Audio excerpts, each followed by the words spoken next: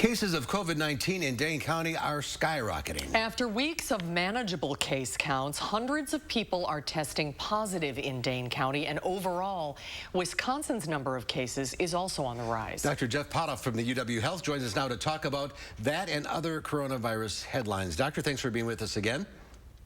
Hey, thanks for having me, guys. How disturbing are the rising number of cases that we're seeing in the last week or so?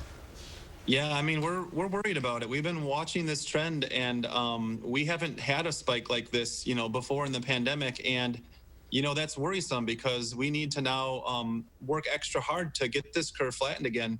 We don't want to be the next Florida, Texas, Arizona, or California. So we've got work to do.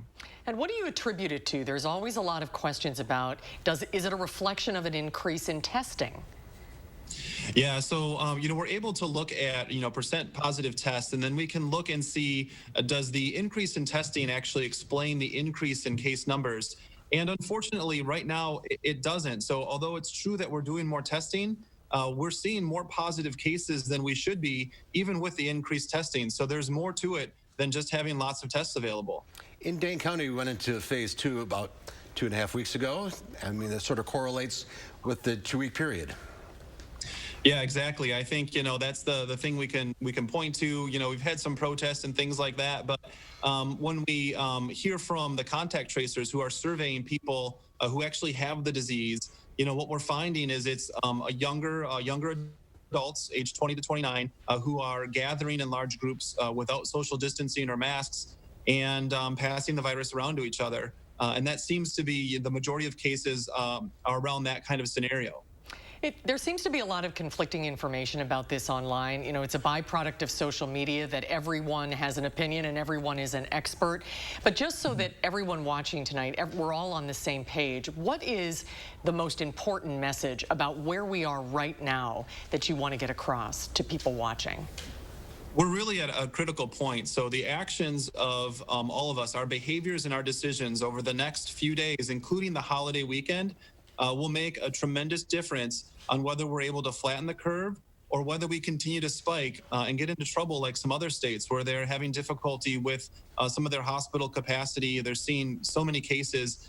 We just don't want to see that here in Wisconsin. So we need everyone to work together with us to mitigate this virus in our communities so we don't have more people falling sick, more people that we care about dying, and more cases. We just really don't want to see that. So, and to do that is stay at home, wear a mask if you're out, don't congregate.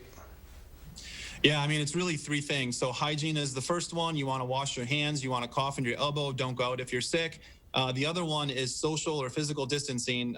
We have to do that.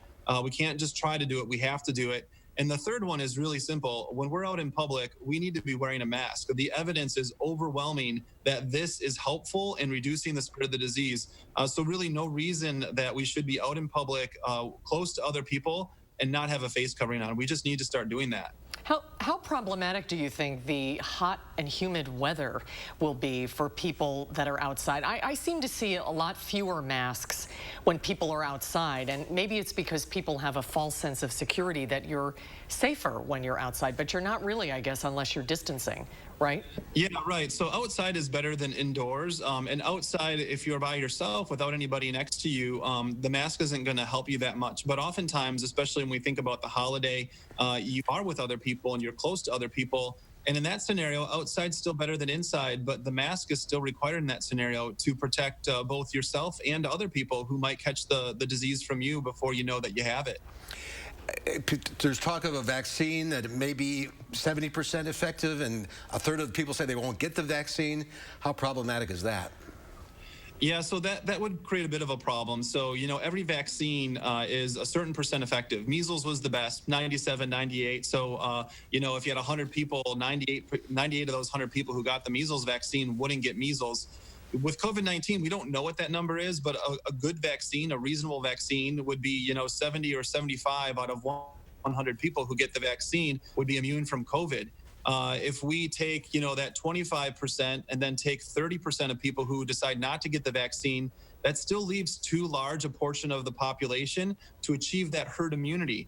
So those people who don't have an immune response to the vaccine or who choose not to get the vaccine would still be at significant risk of COVID-19, even if we do have a vaccine that other people are getting. It's a long way to go. Yeah, we're not out of it yet. Celebrate the 4th of July at home with family. I think is the best advice. Doctor, thanks for being with us today. Right. Thanks for the update. Dr. Pothof, great to see you. Thank you for your time. We'll have a final Same, check. guys. Take care. Be safe. You too. We'll have a final check of your forecast coming up.